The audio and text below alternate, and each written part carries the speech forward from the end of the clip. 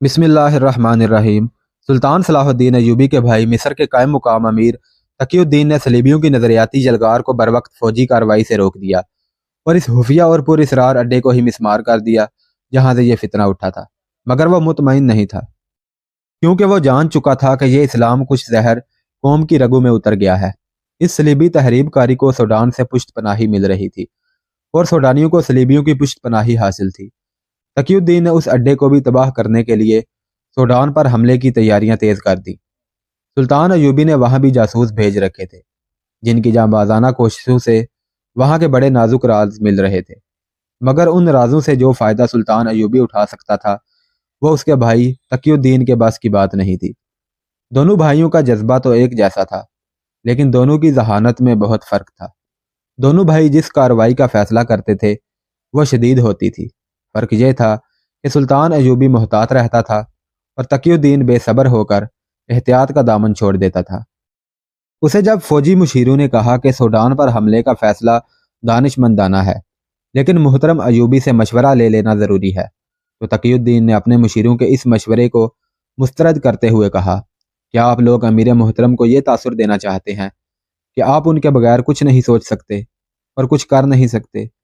کیا آپ بھول گئے ہیں کہ مصر سے اتنی دور محترم ایوبی کس طوفان میں گھرے ہوئے ہیں؟ اگر ہم نے ان سے مشورے اور فیصلے کا انتظار کیا تو اس کا نتیجہ یہ ہوگا کہ سوڈانی حملے میں پہل کر کے ہم پر سوار ہو جائیں گے۔ آپ ابھی حملے کا حکم دیں، ایک نائب سالار نے کہا۔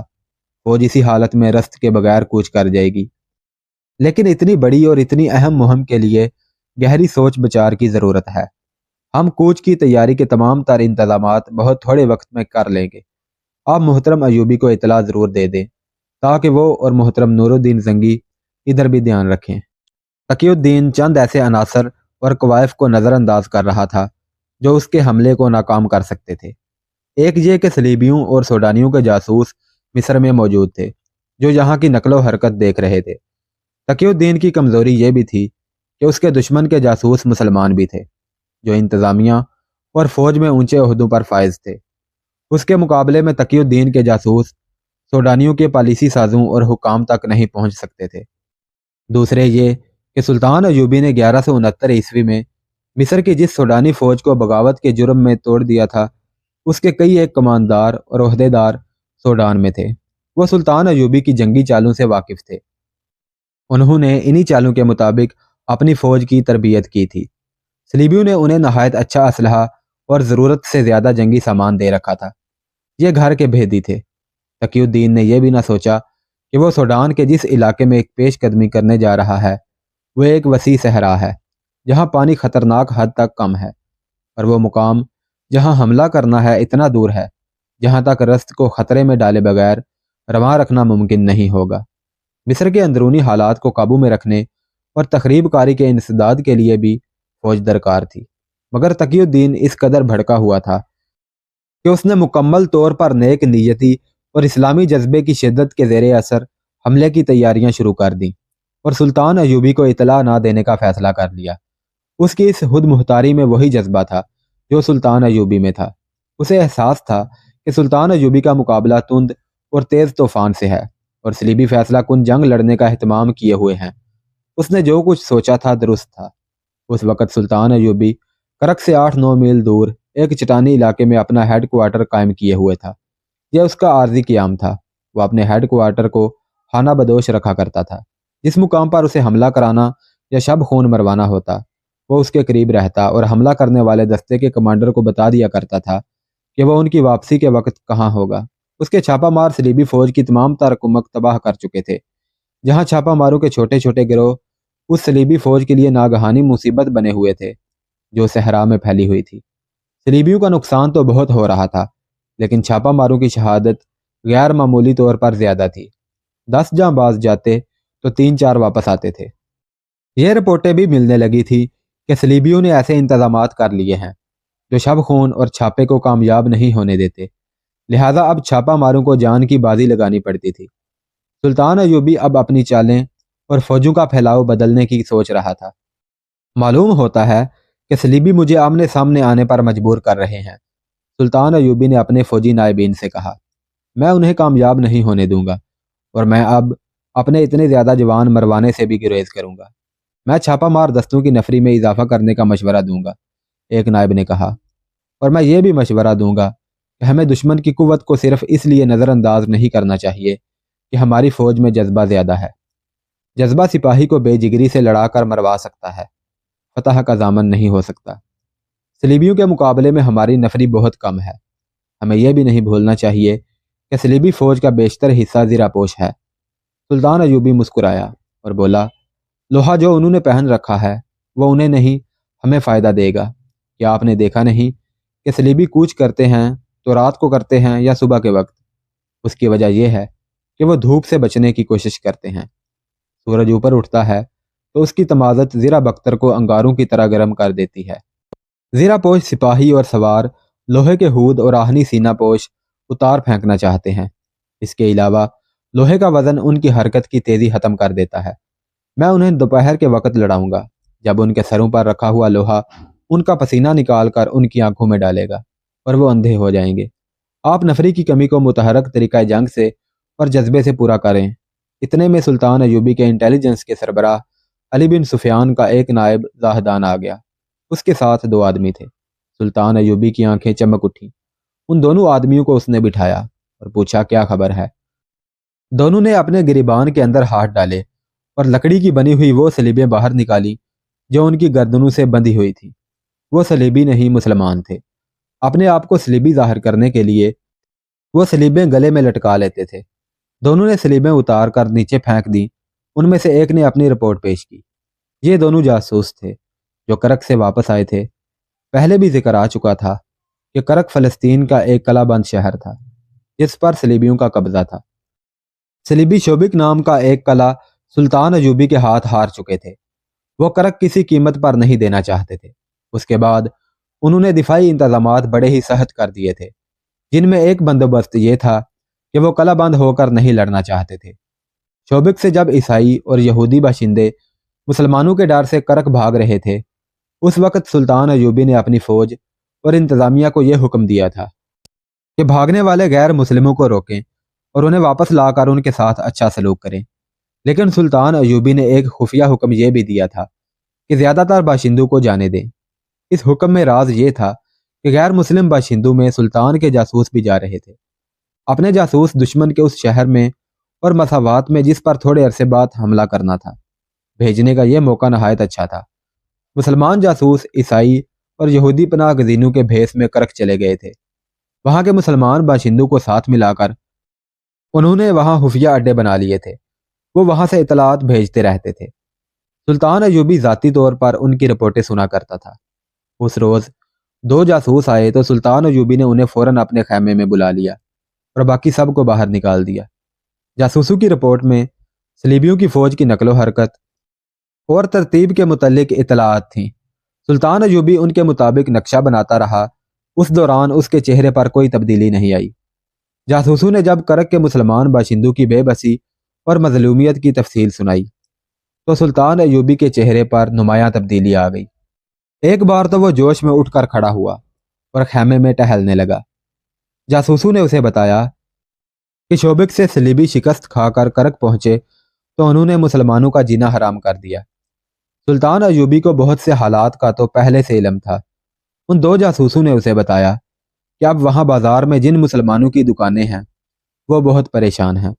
غیر مسلم تو ان کی دکانوں پر جاتے ہی نہیں، مسلمانوں کو بھی ڈرا دھمکا کر ان کی دکانوں سے دور رکھا جاتا ہے۔ وہاں مسلمانوں کے خلاف نفرت کی باقاعدہ مہم شروع کر دی گئی ہے۔ عیسائی اور یہودی مسجدوں کے سامنے اونٹ، گھوڑے اور دیگر مویشی باندھ دیتے ہیں۔ اذان اور نماز پر کوئی پابندی نہیں، لیکن جب اذان ہوتی ہے تو غیر مسلم شور مچاتے، ناچتے اور مذاق اڑاتے ہیں۔ جاسوسوں نے بتایا کہ مسلمانوں کا قومی جذبہ ختم کرنے کے لیے وہاں اس قسم کی افواہیں زور و شور سے پھیلائی جا رہی ہیں کہ صلاح الدین ایوبی اتنا شدید زخمی ہو کر دمشق چلا گیا ہے کہ اب تک مر چکا ہوگا، اور یہ بھی کہ سلطان ایوبی کی فوج کمان کی کمزوری کی وجہ سے صحرا میں بکھر گئی ہے اور سپاہی مصر کی طرف بھاگ رہے ہیں، اور یہ بھی کہ مسلمان اب کرک پر حملہ کرنے کے قابل نہیں رہے، اور بہت جلدی شوبک بھی صلیبیوں کو واپس ملنے والا ہے، اور یہ بھی کہ سوڈانی فوج نے مصر پر حملہ کر دیا ہے اور مصر کی فوج سوڈانیوں کے ساتھ مل گئی ہے۔ جاسوسوں نے بتایا کہ اب علی اس صبح پادری مسلمان محلوں میں گھومتے پھرتے اور ہر مسلمان گھر کے دروازے پر گھنٹیاں بجاتے اپنے مذہبی گیت گاتے ہیں۔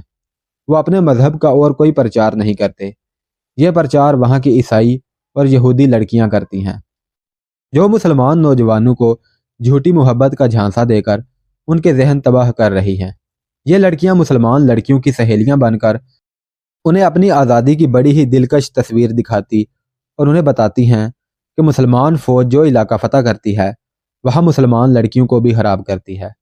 ان رپورٹوں میں سلطان ایوبی کے لیے کوئی بات نئی نہیں تھی۔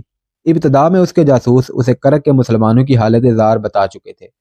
وہاں کے مسلمانوں کا یہ حال تھا کہ وہ سلطان ایوبی اور اس کی فوج کے خلاف کوئی حوصلہ شکن افواہ نہیں سننا چاہتے تھے، لیکن وہاں جو بھی بات ان کے کانوں میں پڑتی تھی حوصلہ شکن ہوتی تھی۔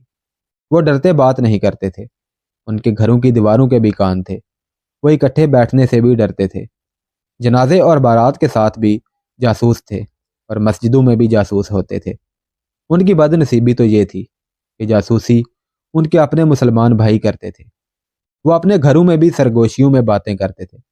کسی مسلمان کے خلاف صرف یہ کہہ دینا کہ وہ صلیبی حکومت کے خلاف ہے، اسے بیگار کیمپ میں بھیجنے کے لیے کافی ہوتا تھا۔ لیکن سالار اعظم ایک جاسوس نے کہا، اب وہاں ایک اور چال چلی جا رہی ہے، وہ یہ ہے کہ مسلمانوں کے ساتھ اچھا سلوک ہونے لگا ہے۔ صلیبی حکومت نے اس کی ایک مثال یہ پیش کی ہے کہ ایک عیسائی حاکم نے ایک مسجد کو بوسیدہ حالت میں دیکھا تو اس کی مرمت کا حکم دیا اور اپنی نگرانی میں مرمت کرا دی۔ انہوں نے بیگار کیمپ کے مسلمانوں کو رہا تو نہیں کیا، لیکن کچھ سہولتیں دے دی ہیں۔ روزمرہ مشقت کا وقت بھی کم کر دیا گیا ہے، لیکن ان کے کانوں میں یہی ڈالا جاتا ہے کہ تم نے صلیب کے خلاف بہت بڑا جرم کیا ہے، پھر بھی تم پر رحم کیا جا رہا ہے۔ یہ پیار اور محبت کا ہتھیار بڑا ہی خطرناک ہے۔ اس جھوٹے پیار سے غیر مسلمان نوجوانوں کو نشے اور جوئے کا عادی بناتے جا رہے ہیں۔ اگر ہم نے حملے میں وقت ضائع کیا تو کرک کے مسلمان اگر مسلمان ہی رہے تو برائے نام مسلمان ہوں گے، ورنہ وہ قرآن سے منہ موڑ کر گلے میں صلیب لٹکا لیں گے۔ اس صورت میں وہ اس وقت ہماری کوئی مدد نہیں کریں گے جب ہم کرک کا محاصرہ کریں گے۔ اس پیار کے ساتھ ساتھ مسلمانوں کے خلاف جاسوسی پہلے سے زیادہ ہو گئی ہے اور گرفتاریاں ہوتی رہتی ہیں۔ ابھی تک مسلمانوں کا جذبہ قائم ہے اور وہ ثابت قدم رہنے کا تہیہ کیے ہوئے ہیں۔ انہوں نے ابھی تک غیر مسلموں کے پیار کو قبول نہیں کیا، مگر وہ زیادہ دیر تک ثابت قدم نہیں رہ سکیں گے۔ یہی وہ صورتحال تھی جس کی تفصیل سن کر سلطان ایوبی پریشان ہو گیا تھا۔ اسے یہ اطلاع بہت تکلیف دے رہی تھی کہ مسلمانوں کے خلاف جاسوسی کر رہے ہیں۔ اس کے لیے پریشانی کی دوسری وجہ یہ تھی کہ مقبوضہ علاقے میں صلیبیوں نے مسلمانوں کے خلاف پیار کا ہتھیار استعمال کرنا شروع کر دیا تھا، اور اس کے ساتھ ہی نوجوانوں کی کردار کشی کا بھی عمل شروع ہو گیا تھا۔ ان دونوں سے زیادہ خطرناک وہ افواہیں تھیں جو وہاں کے مسلمانوں میں اسلامی فوج کے خلاف پھیلائی جا رہی تھی۔ سلطان ایوبی نے اپنے نظام جاسوسی کے نائب زاہدان کو بلایا اور پوچھا، کیا تم نے ان کی باتیں سن لی ہیں؟ ایک ایک لفظ سنا اور انہیں آپ کے پاس لایا ہوں، زاہدان نے جواب دیا۔ علی بن سفیان کو قاہرہ سے بلا لوں؟ سلطان ایوبی نے پوچھا، یا تم اس کی جگہ پر کر سکو گے؟ یہ معاملہ نازک ہے، دشمن کے شہر میں مسلمانوں کو افواہوں اور دشمن کے زہریلے پیار سے بچانا ہے۔ علی بن سفیان کو قاہرہ سے بلانے کی ضرورت نہیں، زاہدان نے جواب دیا۔ حسن بن عبداللہ کو بھی ان کے ساتھ رہنے دیں۔ مصر کے حالات اچھے نہیں، ملک تحریب کاروں اور غداروں سے بھرا پڑا ہے۔ کرک کے مسئلے کو میں سنبھال لوں گا، تم نے کیا سوچا ہے؟ سلطان صلاح الدین ایوبی نے اس سے پوچھا۔ وہ دراصل زاہدان کا امتحان لے رہا تھا۔ وہ جانتا تھا کہ زاہدان مخلص اور محنتی سراغ رساں ہے اور اپنے شعبے کے سربراہ علی بن سفیان کا شاگرد ہے۔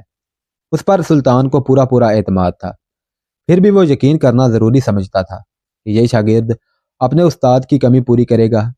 اس نے زاہدان کا جواب سنے بغیر کہا، زاہدان، میں نے میدان جنگ میں شکست نہیں کھائی، یہ خیال رکھنا کہ میں اس محاذ میں بھی شکست نہیں کھانا چاہتا جس پر صلیبیوں نے حملہ کیا ہے۔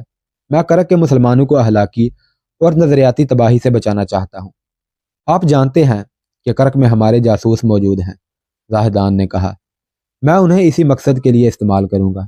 وہ وہاں کے مسلمانوں کو آپ کے متعلق اور ہماری فوج اور مصر کے متعلق صحیح خبریں سناتے رہیں گے۔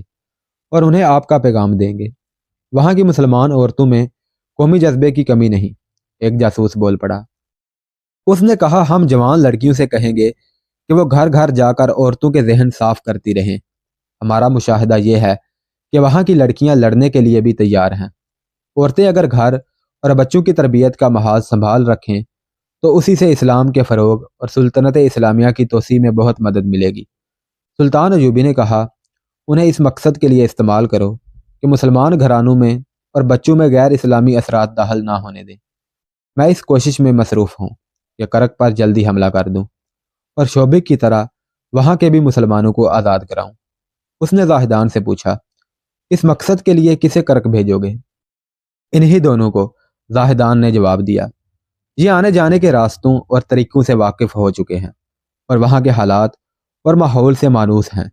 یہ دونوں آدمی غیر معمولی طور پر ذہین جاسوس تھے۔ سلطان ایوبی نے انہیں ہدایات دینی شروع کر دی۔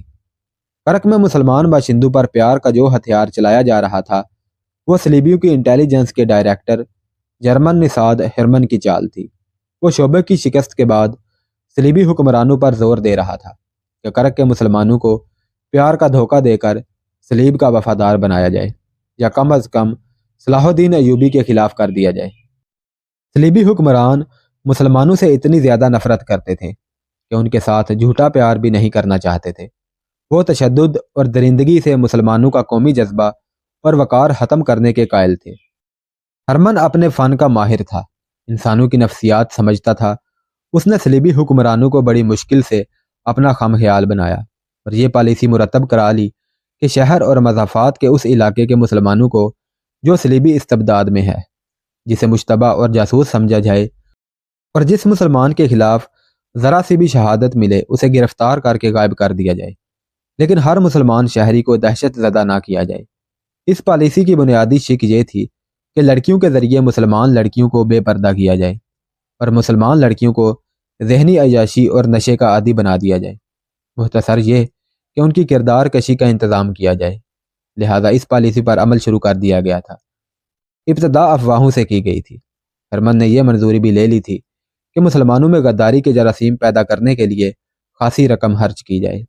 چند ایک مسلمانوں کو خوبصورت اور تندرست گھوڑوں کی بھگیاں دے کر انہیں شہزادہ بنا دیا جائے اور انہیں مسلمانوں کے خلاف مخبری اور ان میں افواہیں پھیلانے کے لیے استعمال کیا جائے۔ انہیں شاہی دربار میں وقتاً فوقتاً مدعو کر کے ان کے ساتھ شاہانہ سلوک کیا جائے۔ ان کی مستورات یعنی عورتوں کو بھی مدعو کر کے ان کی عزت کی جائے کہ وہ اپنی اصلیت اور اپنا مذہب ذہن سے اتار دیں۔ ہرمن نے کہا تھا، اگر آپ مسلمان کو اپنا غلام بنانا چاہتے ہیں تو اس کے دماغ میں بادشاہی کا کیڑا ڈال دیں، انہیں گھوڑے اور بھگیاں دے کر اس کے دامن میں چند ایک اشرفیاں ڈال دیں، پھر وہ بادشاہی کے نشے میں آپ کے اشاروں پر ناچے گا، شراب بھی پیے گا اور اپنی بیٹیوں کو اپنے ہاتھوں برہنہ کر کے آپ کے حوالے کر دے گا۔ اگر آپ مسلمانوں کا مستقبل تاریک کرنا چاہتے ہیں تو یہ نسخہ آزمائیں۔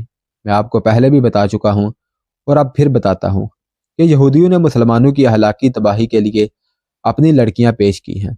آپ جانتے ہیں کہ مسلمان کا سب سے پرانا اور سب سے بڑا دشمن یہودی ہے۔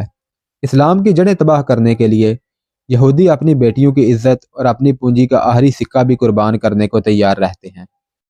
یہودیوں میں خطرہ یہ تھا کہ وہ اسی خطے کے رہنے والے تھے، اس لیے مسلمانوں کی زبان بولتے تھے اور ان کے رسم و رواج اور گھریلو زندگی سے بھی واقف تھے۔ ان کی شکلیں اور کئی دیگر کوائف ملتے جلتے تھے۔ کوئی یہودی لڑکی مسلمانوں کا لباس پہن کر کسی مسلمان گھر میں جا بیٹھے تو اسے بلا شک و شبہ مسلمان سمجھ لیا جاتا تھا۔ اس مشابہت سے یہودی پورا فائدہ اٹھا رہے تھے اور اسلامی معاشرت میں غیر اسلامی زہر داخل ہونا شروع ہو گیا تھا۔ جس روز سلطان ایوبی نے 2-4 جاسوسوں کو ہدایات دی اور زاہدان سے کہا تھا کہ وہ کرک میں جاسوسوں کے ذریعے مسلمانوں کو صحیح خبریں پہنچائے، اس سے 20 روز بعد کرک میں ایک پاگل اور مجذوب اچانک کہیں سے نمودار ہوا اور اس نے ہاتھ میں لکڑی کی بنی ہوئی گز بھر لمبی سلیب اٹھا رکھی تھی جسے وہ اوپر کر کے چلاتا تھا، مسلمانوں کی تباہی کا وقت قریب آ گیا ہے۔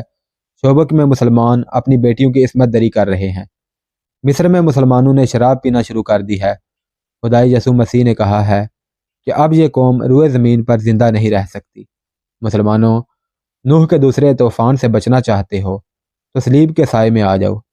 اگر سلیب پسند نہیں تو خدائے یہودا کے آگے سجدہ کرو، مسجدوں میں تمہارے سجدے بیکار ہیں۔ لباس اور شکل و صورت سے وہ اچھا بھلا لگتا تھا، لیکن باتوں اور انداز سے پگلا معلوم ہوتا تھا۔ اس کی داڑھی بھی تھی، لمبا چوگا پہن رکھا تھا، سر پر پگڑی اور اس پر رومال ڈالا ہوا تھا جو کندھوں پر بھی پھیلا ہوا تھا۔ اس کے چہرے اور کپڑوں پر گرد تھی، جس سے پتہ چلتا تھا کہ وہ سفر سے آیا ہے۔ اس کے پاؤں گرد آلود تھے۔ اسے کوئی روکتا اور بات کرتا تھا تو وہ رک جاتا تھا، لیکن کوئی جواب نہیں دیتا تھا، کوئی بات جیسے سنتا سمجھتا ہی نہیں تھا۔ سوال کوئی بھی پوچھو وہ اپنا اعلان دہرانے لگتا تھا کہ مسلمانوں کی تباہی کا وقت قریب آ گیا ہے وغیرہ۔ کسی نے بھی یہ معلوم کرنے کی کوشش نہ کی کہ وہ کون ہے اور کہاں سے آیا ہے۔ عیسائی اس لیے خوش تھے کہ اس نے ہاتھ میں صلیب اٹھا رکھی تھی اور خدائے یسوع مسیح کا نام لیتا تھا۔ یہودی اس لیے خوش تھے کہ وہ خدائے یہودا کا نام لیتا تھا، اور دونوں کی یہ خوشی مشترک تھی کہ وہ مسلمانوں کی تباہی کی خوشخبری سنا رہا تھا۔ صلیبی فوج کے چند ایک سپاہیوں نے اس کی للکار سنی تو انہوں نے کہا لگایا۔ شہری انتظامیہ کی فوج، جو بعد میں پولیس کہلائی، اس نے اسے دیکھا تو اسے پاگل کہہ کر نظر انداز کر دیا۔ مسلمانوں میں اتنی جرت نہیں تھی کہ اس کا منہ بند کرتے۔ مسلمان اس کے منہ سے اپنی تباہی کا اعلان سن کر ڈر بھی گئے تھے اور انہیں غصہ بھی آیا تھا، مگر کچھ بھی نہیں کر سکتے تھے۔ یہ مجذوب شہر کی گلیوں اور بازاروں میں گھوم رہا تھا اور اس اعلان کو دہراتا جا رہا تھا، مسلمانوں، صلیب کے سائے میں آ جاؤ، تمہاری تباہی کا وقت آ گیا ہے، مسجدوں میں تمہارے سجدے بیکار ہیں۔ کہیں کہیں وہ یہ بھی کہتا تھا کہ کرک میں مسلمانوں کی فوج نہیں آئے گی، ان کا صلاح الدین ایوبی مر چکا ہے۔ بعض اوقات وہ اوٹ پٹانگ اور بے معنی فکرے سے بولتا تھا جو ثابت کرتے تھے کہ وہ پاگل ہے۔ بچے اس کے پیچھے پیچھے چلتے جا رہے تھے، بڑی عمر کے آدمی بھی کچھ دور تک اس کے پیچھے پیچھے چلتے اور رک جاتے تھے، وہاں سے چند اور آدمی اس کے پیچھے چل پڑتے تھے۔ مسلمان اسے غصے کی نگاہ سے بھی دیکھتے تھے اور اپنے بچوں کو اس کے پیچھے جانے سے روکتے تھے۔ صرف ایک مسلمان تھا جو اس پاگل کے پیچھے پیچھے جا رہا تھا۔ وہ پاگل سے 10-12 قدم دور تھا۔ یہ ایک جوان سال مسلمان تھا۔ راستے میں 2 عیسائی نوجوانوں نے اسے تانے دیے۔ ایک نے اسے کہا، عثمان بھائی، تم بھی صلیب کے سائے میں آ جاؤ۔ اس نے انہیں قہر بھری نظروں سے دیکھا اور چپ رہا۔ ان عیسائیوں کو معلوم نہیں تھا کہ عثمان کے پاس ایک خنجر ہے اور وہ اس پاگل کو قتل کرنے کے لیے اس کے پیچھے پیچھے جا رہا ہے۔ اس کا پورا نام عثمان سارم تھا۔ اس کے ماں باپ زندہ تھے اور اس کی ایک چھوٹی بہن بھی تھی جس کا نام النور سارم تھا۔ اس لڑکی کی عمر 22-23 سال تھی۔ عثمان اس سے 3-4 سال بڑا تھا۔ جو شیلا جوان تھا، اسلام کے نام پر جان نثار کرتا تھا۔ صلیبی حکومت کی نظر میں وہ مشتبہ بھی تھا، کیونکہ وہ مسلمان نوجوانوں کو صلیبی حکومت کے خلاف زمین دوز کارروائیوں کے لیے تیار کرتا رہتا تھا۔ وہ ابھی کوئی جرم کرتا پکڑا نہیں گیا تھا۔ اس نے جب اس پاگل کی آواز سنی تو باہر نکل آیا۔ پاگل اتنی بڑی صلیب بلند کیے مسلمانوں کے خلاف بلند آواز میں واہی تباہی بکتا جا رہا تھا۔ عثمان سارم نے یہ بھی نہ دیکھا یہ تو کوئی پاگل ہے۔ اس نے صلیب دیکھی اور پاگل کے الفاظ سنے تو اس پر دیوانگی طاری ہو گئی۔ اپنے گھر جا کر اس نے خنجر لیا اور کرتے کے اندر ناف میں اڑس کر پاگل کے پیچھے پیچھے چل پڑا۔ وہ اسے ایسی جگہ قتل کرنا چاہتا تھا جہاں اسے کوئی پکڑ نہ سکے۔ وہ صلیبیوں کے خلاف مزید کارروائیوں کے لیے زندہ رہنا چاہتا تھا۔ وہ پاگل سے 10-12 قدم پیچھے چلتا گیا اور اس کا اعلان سنتا گیا۔ جب 2 عیسائیوں نے اسے تانے دیے اور ایک نے کہا کہ عثمان بھائی تم بھی صلیب کے سائے میں آ جاؤ، تو اس کی آنکھوں میں خون اتر آیا۔ اس کے دل میں قتل کا ارادہ اور زیادہ پختہ ہو گیا۔ پاگل کے پیچھے اور اس کے ساتھ ساتھ لوگوں اور بچوں کا جلوس جمع ہو گیا تھا۔ قتل کا یہ موقع اچھا نہیں تھا۔ دن گزرتا گیا اور پاگل کی آواز دھیمی پڑتی گئی۔ اس کے پیچھے چلنے والے کم ہوتے گئے۔ سورج غروب ہونے میں ابھی کچھ دیر باقی تھی۔ ایک مسجد آ گئی۔ پاگل مسجد کے دروازے میں بیٹھ گیا اور اس نے صلیب اوپر کر کے کہا، اب یہ گرجا ہے، مسجد نہیں ہے۔ اس وقت عثمان سارم اس کے قریب جا کھڑا ہوا۔ اسے اچھی طرح احساس تھا کہ یہ بے شک پاگل ہے، لیکن اس کے قتل کی سزا بھی موت ہوگی، کیونکہ اس نے صلیب اٹھا رکھی ہے اور یہ مسلمانوں کے خلاف نعرے لگا رہا ہے۔ عثمان سارم نے پاگل کے قریب ہو کر دھیمی آواز میں کہا، یہاں سے فوراً اٹھو اور اپنی صلیب کے ساتھ غائب ہو جاؤ، ورنہ صلیبی یہاں سے تمہاری لاش اٹھائیں گے۔ پاگل نے اسے نظر بھر کر دیکھا۔ اس کے سامنے بہت سے بچے کھڑے تھے۔ اس نے عثمان سارم کی دھمکی کا جواب دیے بغیر बच्चों को डांट कर भाग जाने को कहा। बच्चे डर कर भाग गए तो पागल मस्जिद के अंदर चला गया। उस्मान सारम के लिए यह मौका बहुत अच्छा था। उसने कुछ सोचे बगैर चौकड़ी भरी, दरवाजे के अंदर गया और दरवाज़ा बंद कर दिया। उसने बहुत तेजी से खंजर निकाला, मगर वार करने लगा तो पागल ने घूम कर देखा। उस्मान के खंजर का वार अपनी तरफ आता देखकर उसने स्लीब आगे करके वार स्लीब पर लिया और कहा, रुक जाओ जवान, अंदर चलो, मैं मुसलमान हूँ। उस्मान सारम ने दूसरा वार ना किया। पागल जूते उतारकर मस्जिद के अंदरूनी कमरे में चला गया। उसने स्लीब अपने हाथ में रखी। अंदर जाकर उसने उस्मान सारब से नाम पूछा और कहा, मैं मुसलमान हूँ, मेरी बातें गौर से सुन लो। मुझे बताओ कि तुम कब से मेरे पीछे आ रहे हो। मैं सारा दिन तुम्हारे पीछे फिरता रहा हूँ, उस्मान सारब ने जवाब दिया, मगर मुझे कत्ल का मौका नहीं मिल रहा था। तुम मुझे क्यों कत्ल करना चाहते हो? पागल ने पूछा। क्योंकि मैं इस्लाम और सलाहुद्दीन अयूबी के खिलाफ कोई बात बर्दाश्त नहीं कर सकता, उस्मान सारब ने जवाब दिया। तुम पागल हो या नहीं, मैं तुम्हें जिंदा नहीं छोड़ूंगा। पागल ने उससे कई और बातें पूछी। आखिर उसने कहा, मुझे तुम जैसे एक जवान की जरूरत थी। अच्छा हुआ कि तुम खुद ही मेरे पीछे आ गए। मेरा ख्याल था कि मुझे अपने मतलब का कोई मुसलमान बड़ी मुश्किल से मिलेगा। मैं सलाहुद्दीन अयूबी का भेजा हुआ जासूस हूँ। मैंने ये ढोंग सलीबियों को धोखा देने के लिए रचाया है। मैंने इस भेस में सफ़र किया है। मुझे तुमसे कुछ बातें करनी है। याद रखो कि मस्जिद में कोई सलीबी आ गया तो मैं फिर वही बकवास शुरू कर दूंगा जो दिन भर करता रहा हूँ। तुम गौर से सुनते रहना, जैसे तुम मुझसे मुतासर हो रहे हो। मैं बहुत तेज़ी से बोलूँगा। शाम की नमाज का वक्त हो रहा है। मुसलमानों में सलीबियों के भी जासूस हैं। मैं नमाजियों के आने तक अपनी बात ख़त्म करना चाहता हूँ। उस्मान सारम ने कभी जासूस नहीं देखा था। उसे मालूम नहीं था कि यह गैर मामूली तौर पर ज़हीन जासूस है। जिसने उसे चंद सवाल पूछकर पहचान लिया कि यह जवान काबिल एतमाद है। जासूस ने उसे कहा, अपने जैसे चंद एक जवान इकट्ठे करो और कुछ मुसलमान लड़कियों को भी तैयार करो।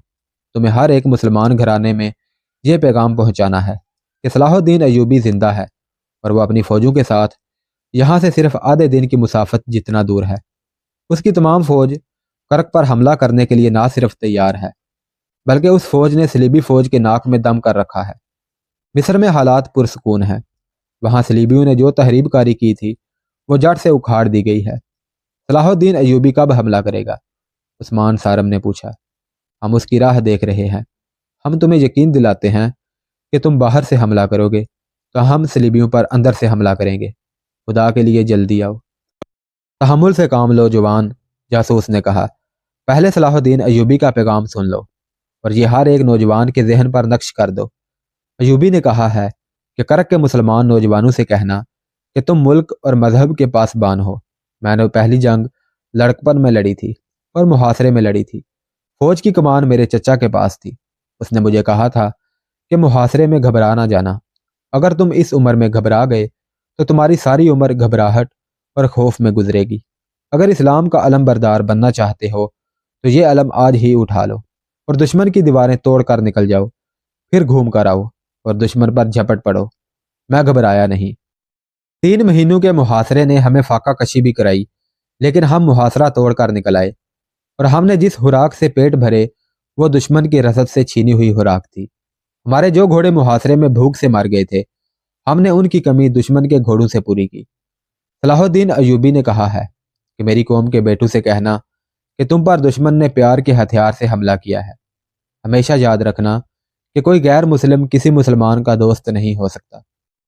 सलीबी मैदान जंग में ठहर नहीं सके। उनके मंसूबे हाक में मिल गए हैं।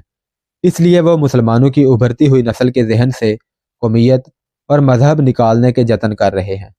उन्होंने जो हथियार इस्तेमाल किया है वो बड़ा ही खतरनाक है।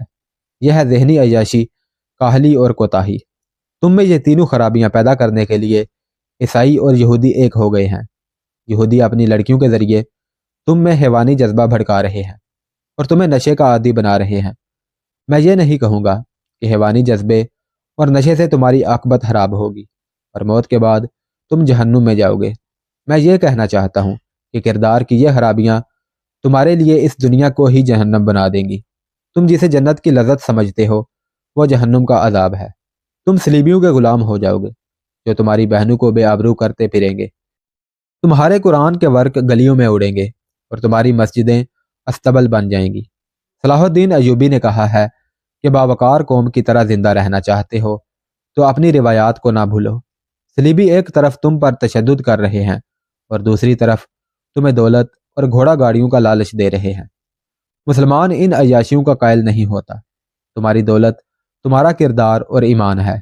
یہ صلیبیوں کی شکست کا ثبوت ہے کہ وہ تمہاری تلوار سے خوفزدہ ہو کر اتنے اونچے ہتھیاروں پر اتر آئے ہیں کہ اپنی بیٹیوں کو بے حیا بنا کر تمہیں اپنا غلام بنانے کے جتن کر رہے ہیں۔